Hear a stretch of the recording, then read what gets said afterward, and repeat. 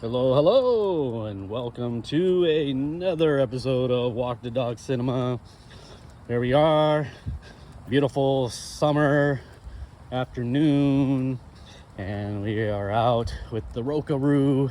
As you can see, she's super excited, like she always is, to get her walk started and enjoy the adventure ahead for her. She's been bouncing off the walls a little bit today. So I've been doing some writing and just kind of getting caught up after a busy week of work. I do appreciate the views on The Secret of Nim. It's pretty cool.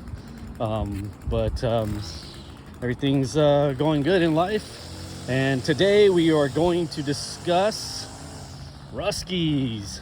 Yeah, after watching Goonies and kind of talking about the kids in peril, I decided I was going to take a gander, as I hadn't seen Russkies since it first came out. And cool thing is it's one of Joaquin Phoenix's first movies before he did Parenthood, and it has Peter Billingsley from Christmas Story in it, and he plays a really good character. I don't know the other actor in it. I don't remember seeing him in much movies, but those are the two main stars of the film, and they do a really good job in it. So we're gonna have a little discussion on Russkies and just kind of the overall feel of children in peril and some of the other goings on with it. So sit back, and I'm gonna have probably some spoilers, and if you've never seen Russkies, stop it now and go watch it. If you don't care about the spoilers, let's keep moving on.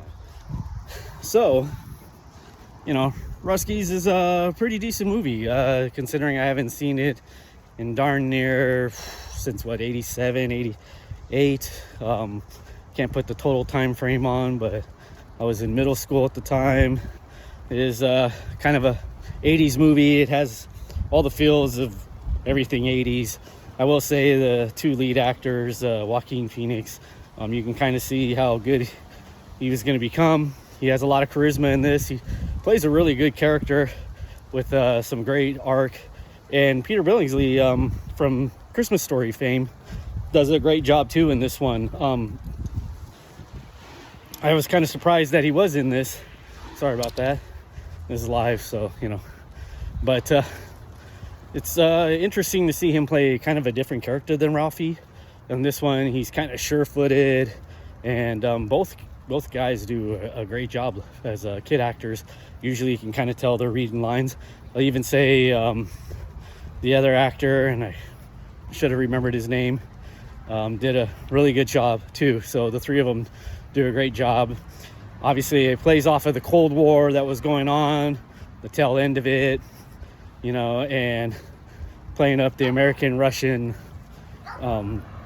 sides of this, and how we should look at other soldiers, and in that regard. I will say, I kind of remember a little bit when I first saw this movie that it's a little boring as a young guy. Couldn't remember too much. I remember certain things, the sub at the end coming up out of the water. I kind of remembered a little bit of when the Russian guy goes around with the kids and they see a bunch of stuff, because it does take place on the 4th of July, which is kind of an interesting background and situation of everything, right? So I will say it's a fun diversion. It's pretty well done. Definitely, as an adult, you see it in a much different light. I wouldn't call the movie inherently subtle, though a lot of things in the 80s weren't, so to speak. But overall, it has a nice message on one level. A little simplistic. I mean, they make the Russian guy really friendly, and you don't judge a book by its cover, and same with the kids and everything. They're kind of overly drawn to be one-dimensional at the beginning. But I will say the great aspect of this movie that surprised me, especially as an adult, and as you start relaying your childhood and growing up, it's really well written, and it's amazing to kind of see kid actors who were probably 11, 12 in this really carry the material and really elevate it. And have a lot of charisma, star power in that regard. And really, you see the arcs and the changes. I really like how it deals with kids being ignored and parents kind of insisting on being involved in a child's life, and how 11-year-olds, 12-year-olds, 13-year-olds kind of view that. There's an interesting aspect to that, because Joaquin Phoenix's character his dad is military, but his parents are kind of getting divorced. He's going through that. They kind of ignore him. They kind of don't, but they're really not that involved. And he kind of sneaks out. He's very American, all about, Sergeant Slammer and the military at first, and kind of like the Russkies are bad, and America kick ass. And so he plays it really well. And to see him, how he changes and how he deals with his divorce of his parents, and even the parents kind of reconciling on that, it's done really well. It's done kind of simply for an hour and a half. Obviously it gets there a little quick, and we kind of go, okay, it's wrapped up a little too nice. But overall, I do like how it's handled. It's interesting for the 80s, and maybe this was more a 90s thing, but like growing up in the 80s, which I didn't recognize, it touches upon the parents, and again, spoilers and stuff, right? Getting back together, or the hint of them reconciling for the children's sake. And I'll say it's kind of a breath of fresh air in terms of watching a movie deal with that, even though it was rather simplistic. It's delved because the parents recognize that they need to be a part of the children's lives, and it's played up really well.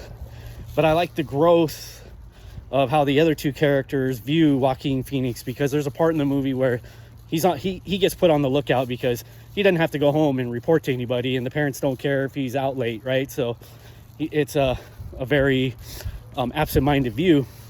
But the other two kids, they're kind of like, oh man, parents are watching over us, and oh, we got to go report. But hey man, you got the life, no parents looking after you. And the way Joaquin Phoenix approaches that is a little bit of sadness, because he realizes that because of that, he doesn't have a choice, and he has to do this and hang out with this Russian guy. And because of how he feels, he really doesn't want to. But it goes deeper than that because of his parents, and he realizes that he doesn't have anybody at home who he feels like cares, even though his parents do care.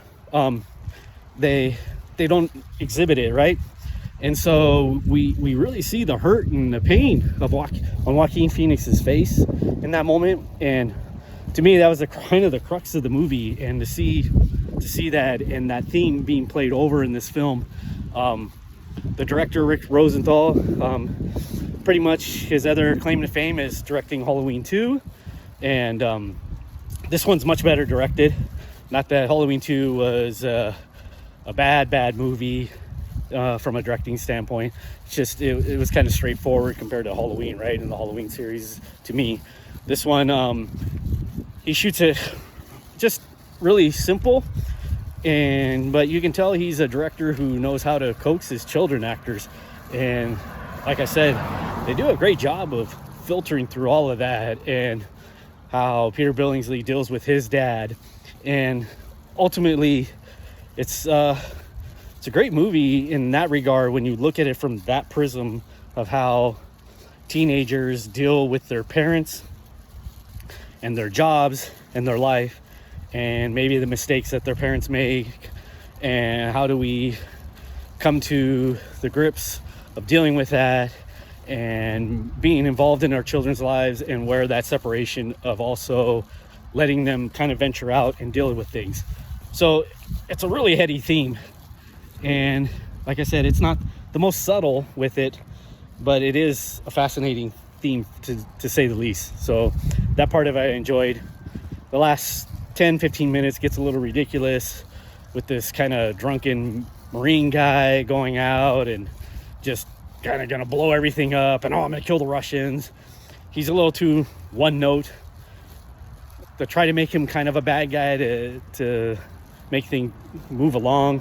When the weird thing is there are two bad guys who are Russian spies. So this kind of undermines a little bit of the theme, because they were there to steal American military secrets.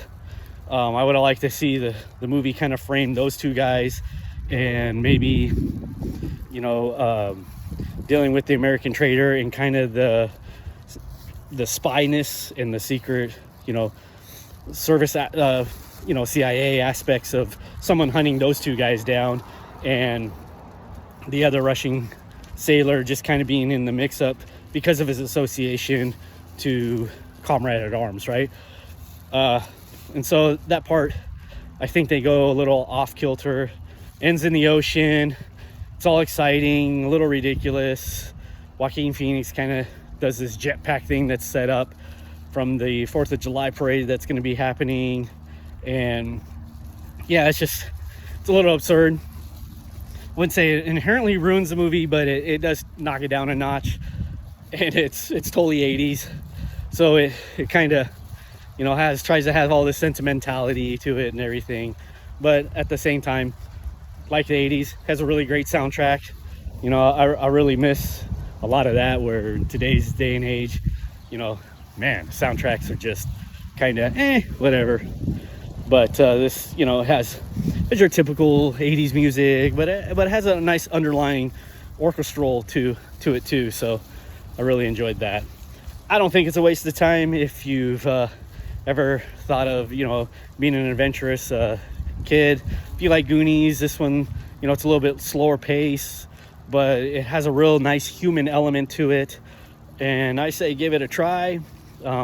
Just look for those themes, kind of watch it again through that prism, and, you know, you're gonna have to forego the ending that gets a little ridiculous and kind of kumbaya. I mean, the Russians were there to steal American secrets and kind of let off the hook a little bit there, which is kind of ridiculous, especially when you think in terms of the day and age within it.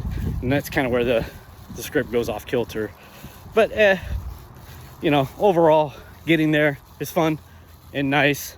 And you do root for the kids and the one Russian soldier guy, you know, because he's kind of a hapless person in all of it. You know, I think, you know, why they didn't approach the subject of him defecting, considering he falls in love with one of the character's sisters and stuff, I don't know. That kind of would have maybe harbored the themes more, maybe been a little bit more interesting, I don't know. But again, maybe I missed it where he talks about what's at home for him. So that part I missed maybe. So if anybody else watches it and sees anything else, leave a comment about it. I'd love to hear what you have to say about Russkies. And otherwise, please subscribe if you enjoy this content. And I will talk to you all soon again. Have a good one, everyone.